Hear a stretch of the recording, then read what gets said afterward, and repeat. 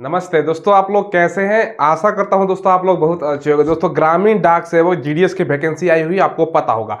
दोस्तों इस वीडियो में हम बात करेंगे, अगर आपका 50% है, 60% है, 70% है या 80% है, तो आपको कहां फॉर्म अप्लाई करना चाहिए और आपको करना भी फॉर्म अप्लाई है कि नहीं करना है। ठीक है, यानी कम परसेंट जिन बच्चों का है वो वीडियो जरूर देखिएगा, पूरा वीडियो देखिएगा। ठीक है, साथ में दोस्तों इसके अलावा यहाँ पर आप लोग देखो ना कितना परसेंट वाले फॉर्म अप्लाई करें। जैसे कि मैंने बताया कि 60-50 का जितना परसेंट है वो कहाँ पर फॉर्म अप्लाई करेंगे ना।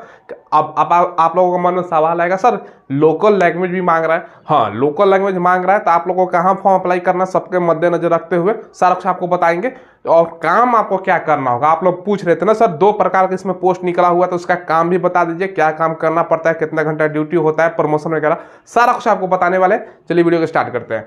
देखिए दोस्तों, सबसे बेसिक डिटेल्स है कि इसमें जो वैकेंसी है आपका 12,828 पोस्ट पे वैकेंसी निकली हुई है। ठीक है, 11 जून तक लास्ट डेट है अप्लाई करने का। बाकी 100 रुपये और 0 रुपये लग रहा है SC/ST को अप्लाई करने का, तो ज्यादा पैसा नहीं लगने वाला। ठीक है, करेक्शन 12 से 14 जून के बीच में कर सकते हो। और एज आपका 11 जून 2023 से काउंट किया जा रहा है। 18 से 40 साल, 43 साल ओबीसी का और SC/ST का 45 साल तक। ठीक है, अब देखो दोस्तों क्वालिफिकेशन में थोड़ा बहुत आप लोगों का डाउट था तो मैं क्लियर कर देता हूँ।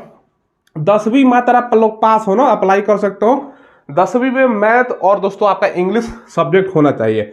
अब कुछ बच्चे हमसे कह रहे थे ना, हजारों में से 1-8% बच्चा होता है ना, 1-2 बच्चा को उसका मैथ नहीं होता है, तो मैथ नहीं है और इंग्लिश नहीं है तो आप लोग नहीं भर पाओगे। जनरली दोस्तों 10वीं में मैथ और इंग्लिश तो होता ही होता है, कोई दिक्कत की बात होने वाली नहीं है। बाकी अप्लाई करते समय एक चीज ध्यान दीजिएगा कि लोकल लैंग्वेज की आपको जानकारी होनी चाहिए जहां पर आप अप्लाई करोगे। ठीक है, सारा कुछ आपको आगे बताएंगे। और दोस्तों साइकिल चलाने की तो नॉलेज है ही, आपके पास नहीं है तो कोई दिक्कत की बात नहीं है, साइकिल सीखना कौन सी बड़ी बात है। बाकी सैलरी BPM वाले पोस्ट की बात करें ना, ब्रांच पोस्ट मास्टर तो 12,000 से लेकर 29,300 है। और असिस्टेंट ब्रांच पोस्ट मास्टर की 10,000 से लेकर 24,470 है। पहले सैलरी कम था, 12-14 हज़ार ही मिलता था। अब देखो 29 और 24,000 सैलरी, अच्छा खासा सैलरी अब मिल रहा है। ठीक है, अब सिलेक्शन जो है ना, सिलेक्शन प्रोसेस बताता हूँ। मेरिट बेस पर सिलेक्शन होगा, 10वीं में जिसका ज़्यादा परसेंटेज है उसका सिलेक्शन है, ये सब आपको पता होगा। ठीक है, देखो इन लोगों को करना क्या चाहिए ना, सभी का कॉमन एग्जाम लो। इससे पहले 41 हज़ार वैकेंसी आई थी जनवरी के महीने में। उससे पहले दोस्तों अगले साल 2022 में मई के महीने में ही दोस्तों 38-39 हज़ार वैकेंसी के लगभग आई थी। सारा मेरिट बेस पे इतना बच्चों का ये मतलब करा रहे हैं जॉब, लेकिन दोस्तों एग्जाम नहीं लेते। तो एक तरह से दोस्तों बोला जाए ना, तो मतलब नाइंसाफी एक तरह से है बच्चों के साथ। ठीक है, एग्जाम लो ना, सभी का मौका मिलना चाहिए। आप लोग सहमत हो तो कमेंट में बताओ। ठीक है, अब चलो मेन मुद्दे पे आते हैं, आपका कितना परसेंट है कि आप लोग फॉर्म अप्लाई करें। आप लोग बहुत सारा बच्चे हमसे कॉल के माध्यम से, मैसेज के माध्यम से, डायरेक्ट उसको कमेंट बॉक्स में पूछ रहे थे, सर हमारा 60-70% है, क्या हम फॉर्म अप्लाई करें कि नहीं करें। देखो दोस्तों एक चीज़ का ध्यान रखिएगा, पिछला 2 बार जब भी वैकेंसी आई है ना, सभी का हमने एनालिसिस किया और सभी का कटअप हमने देखा है। अगर दोस्तों आप ध्यान समझिएगा, आपका परसेंटेज मैं बता रहा हूँ, क्योंकि इसमें देखो आप 100 रुपये मात्र पैसा लग रहा है और SC/ST को 0 रुपये लग रहा है, तो आपको फॉर्म जरूर अप्लाई करना चाहिए। हो या ना हो, फॉर्म अप्लाई करने में कोई दिक्कत की बात है नहीं। ठीक है, और SC/ST है तो जरूर अप्लाई करो क्योंकि पैसा नहीं लग रहा है। ठीक है, कुछ राज्यों का मैं नाम पहले बता रहा हूँ, ध्यान समझिएगा। अगर आप दोस्तों उत्तर प्रदेश से रहने वाले, उत्तर प्रदेश के, ठीक है, बिहार के रहने वाले हैं, इसके अलावा दोस्तों आप हरियाणा के हैं, राजस्थान के हैं, उत्तराखंड के हैं, इसके अलावा उत्तराखंड के अलावा हिमाचल प्रदेश से आप हैं। ठीक है, MP के आप रहने वाले हैं, दिल्ली हो गया। इसके अलावा दोस्तों अगर बात करें ना, झारखंड हो गया, वेस्ट बंगाल हो गया। ये सब कुछ राज्यों का मैं नाम बता रहा हूँ। ठीक है, वेस्ट बंगाल हो गया, इधर के हैं।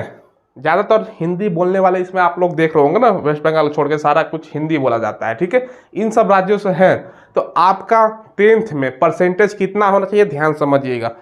90+ से कम में आपका नहीं होने वाला, 90+ जाएगा, गारंटी है 100%।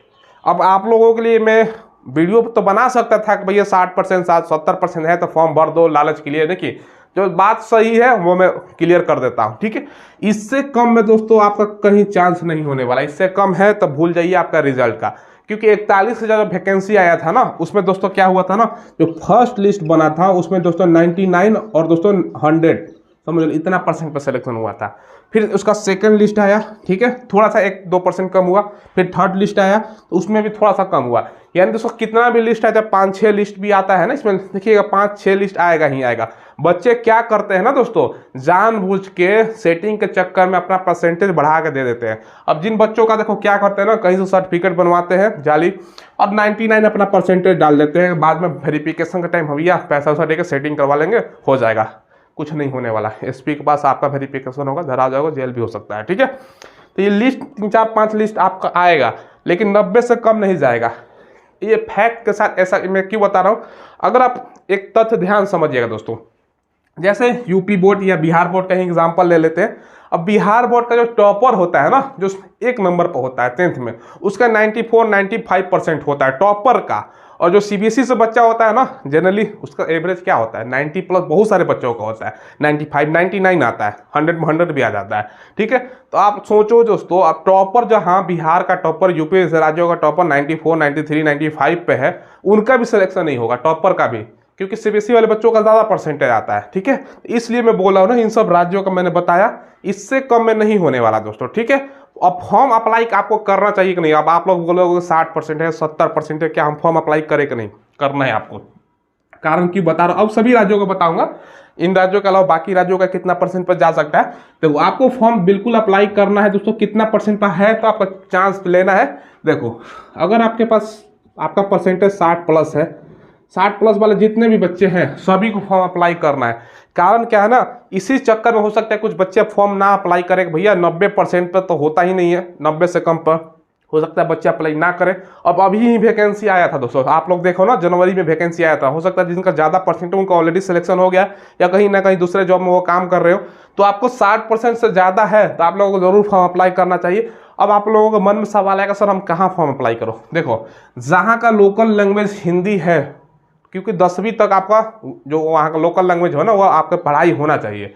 तो हिंदी आपका अगर है तो हिंदी वाले क्षेत्र में अप्लाई कीजिएगा। ये नहीं कि भैया महाराष्ट्र में भर दे, कटअप कम जाने के चक्कर में गुजरात में भर दे, क्योंकि वहाँ का लोकल लैंग्वेज का आपको जानकारी नहीं है, कोई फायदा है नहीं, ठीक है। ये दोस्तों ध्यान रखिएगा, डॉक्यूमेंट वेरिफिकेशन में आप लोग फेल हो जाइएगा, ठीक है। तो इन सब राज्यों का 60 से ज़्यादा परसेंट वाले बच्चे अप्लाई करेंगे। बाकी दोस्तों परसेंटेज कितना जाएगा, जहाँ तक मुझे लगता है 90+ पे ही सिलेक्शन होगा, उससे कम होने वाला नहीं है। फैक्ट के साथ हमने बता दिया सीबीएसई के बच्चों का। इसलिए मैं बोलता हूँ ना, इन लोगों के एग्जाम कंडक्ट करवाना चाहिए, सभी को समान मौका दे। तो ये परसेंटेज पे क्या होता है, लेकिन दोस्तों ये एग्जाम ऐसा है ना, जीडीएस का वैकेंसी जिस पे परसेंटेज मैंने रखता है, ठीक है। आप देखो, इसके अलावा दोस्तों, ठीक है, आप लोग सोचोगे हम सब तो गुजरात से हैं, महाराष्ट्र से हैं, या दोस्तों नॉर्थ ईस्ट से हम रहने वाले हैं, या दोस्तों साउथ भारत के हैं, ठीक है, जिसमें तमिलनाडु हो गया, कर्नाटका हो गया, केरला हो गया, इधर से रहने वाले हैं, मेघालय, मिजोरम, अरुणाचल प्रदेश, इधर के रहने वाले, गुजरात, महाराष्ट्र, गोवा हो गया, इसके अलावा उड़ीसा भी इसमें इंक्लूड कर दो, ठीक है, उड़ीसा हो गया, इधर के रहने वाले हो, ठीक है। ये सब राज्यों का दोस्तों कटअप थोड़ा सा कम जाएगा। इन सब राज्यों में बच्चों का, जहाँ तक मुझे लगता है ना, देखिए 70% से ज़्यादा है तो आपका चांस होता है दोस्तों, क्योंकि 39 हज़ार वैकेंसी था, उससे पहले 41,000 वैकेंसी था ना, तो 75-80 पहले जो लास्ट में लिस्ट आया उसमें हो गया था कुछ बच्चों का। तो 70 से ज़्यादा है तो आपको बिल्कुल अप्लाई करना चाहिए इन सब राज्यों का। हिंदी बोलने वाले जितने भी राज्य छोड़ के मैंने बताया, और वेस्ट बंगाल का छोड़ के बताया दोस्तों, ठीक है, 70 से ज़्यादा है तो आप लोग ट्राई कर सकते हो, आपको बिल्कुल फॉर्म अप्लाई करना चाहिए। क्लियर कर मैं बता देता हूँ, सिलेक्शन हो या ना हो, लेकिन फॉर्म अप्लाई करो, आपका चांस है दोस्तों, फॉर्म भरोगे, क्योंकि नॉर्थ ईस्ट में ही सबसे ज़्यादा पोस्ट है, तो आपको जरूर फॉर्म अप्लाई करना चाहिए था। क्लियर कट हमने सारा आपको बता दिया, डाउट वगैरह अब नहीं होना चाहिए कि भाई हमारा इतना परसेंट है, फॉर्म भरे कि नहीं। क्लियर है। अब क्या काम करना पड़ता है, यानी जॉब प्रोफाइल क्या है। अब देखो दोस्तों, इसमें 2 प्रकार का पोस्ट है, बीपीएम और एबीपीएम, ठीक है। बीपीएम मतलब ब्रांच पोस्ट मास्टर। इसका काम क्या होता है ना, ड्यूटी मात्र 4 घंटे की ही होती है। हो सकता है कि दोस्तों आप ड्यूटी इंक्रीज कर दें, क्योंकि सैलरी इंक्रीज कर दिया है तो ड्यूटी आवर्स भी बढ़ा सकता है, ठीक है। दोनों का 4-4 घंटे का काम होता है। ब्रांच पोस्ट मास्टर का दोस्तों काम क्या होता है ना, ये ध्यान रखिएगा, ब्रांच पोस्ट मास्टर का काम होता है जितने भी दोस्तों इक्विपमेंट है, जैसे मोबाइल फोन है, टेलीफोन है, उसका रख रखाव करना, ठीक है। इसके अलावा दोस्तों ब्रांच पोस्ट मास्टर का काम क्या होता है ना, अब देखो दोस्तों, वहां पर देखते हो ना, स्टाम्प टिकट होता है, डाक टिकट होता है ग्रामीण क्षेत्र में, उसका दोस्तों वितरण वगैरह का काम होता है। ये दोस्तों सिंपल भाषा में ये काम जान लीजिए। मेन काम होता है दोस्तों असिस्टेंट ब्रांच पोस्ट मास्टर का। अब डाक टिकट का वितरण, अब यह डाक टिकट होता है, उसका वितरण करना होता है। अब सरकारी जितना भी स्कीम है ना, सेवा, सरकार का जितना भी योजना है, उसका घर घर प्रचार करना। अब मान के चलो दोस्तों, बेटी बचाओ बेटी पढ़ाओ अभियान सरकारी योजना है, पल्स पोलियो का अभियान है, बहुत सारा सरकार की योजना होता है, उसका घर घर प्रचार करना होता है, ठीक है। तो इस किसको जिम्मेदारी मिलेगी, ये दोस्तों असिस्टेंट ब्रांच पोस्ट मास्टर की। इससे पहले जो वैकेंसी आया था ना, उसमें डाक सेवक का भी पोस्ट था, लेकिन इस बार नहीं पोस्ट है, इसलिए वैकेंसी थोड़ा सा कम है। उसका अगर पोस्ट होता तो वैकेंसी 30-40 हज़ार हो जाता। तो असिस्टेंट ब्रांच पोस्ट मास्टर का और काम क्या होता है दोस्तों, जितने भी चिट्ठी आता है, लेटर, उसको घर तक वितरण करना। अब मान के चलो कोई आपको लेटर भेजा कोई कुछ भी भेजा दोस्तों, कोई भेजता है ना जो लेटर आया है आपके पास, कुछ भी आया तो भैया डाकिया के थ्रू आपको काम मिलेगा। कैसे डाकिया क्या काम करता है, वही काम आपको रहेगा, घर घर जाकर दोस्तों अपना चिट्ठी का वितरण करने का काम। ये दोस्तों फील्ड वर्क हो गया। बाकी ब्रांच पोस्ट मास्टर का ऑफिस में काम होगा, बस बैठे रहना है, बस साइन इधर उधर फाइल वगैरह इधर उधर करने रहता है, बाकी ज़्यादा काम नहीं है। बाकी इसका मेन काम होता है, ठीक है। 4 घंटे की ड्यूटी हो सकता है बढ़ा दे, क्योंकि सैलरी बढ़ गया है। अब आप लोग पूछोगे प्रमोशन वगैरह होता है कि नहीं। देखो दोस्तों क्या है ना, अब वैकेंसी अगर डिपार्टमेंट एग्जाम होता है, मान चलो आरक्षण एक तरह से एमटीएस का डाक ऑफिस में वैकेंसी का चर्चा है कि 98,000 वैकेंसी आने वाला है।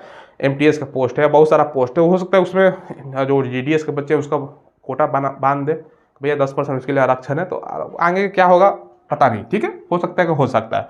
अब ये दोस्तों काम हमने आपको बता दिया, कितना % वाले हैं, कहाँ कहाँ अप्लाई करना है, आपका लोकल लैंग्वेज का ध्यान में रख के, ठीक है, इधर नहीं कि उधर उधर भर दीजिए, हो सकता है अपने राज्य में भरो। अब यूपी को हो, बिहार को हो, आप सोचोगे कहाँ भरे हम, यही सब राज्य में भरोगे ना, सबका उतना ही जाता है, तो अपने लोकल ही क्षेत्र में भरो, बाहर जाने से कोई फायदा है नहीं। तो सारा कुछ हमने आपको बता दिया। चलो दोस्तों फिलहाल बस वीडियो में इतना ही रखते हैं। कोई सवाल पूछना हो तो कमेंट के माध्यम से पूछ लीजिएगा। चैनल जरूर सब्सक्राइब करके बेल आइकन दबाइएगा। धन्यवाद।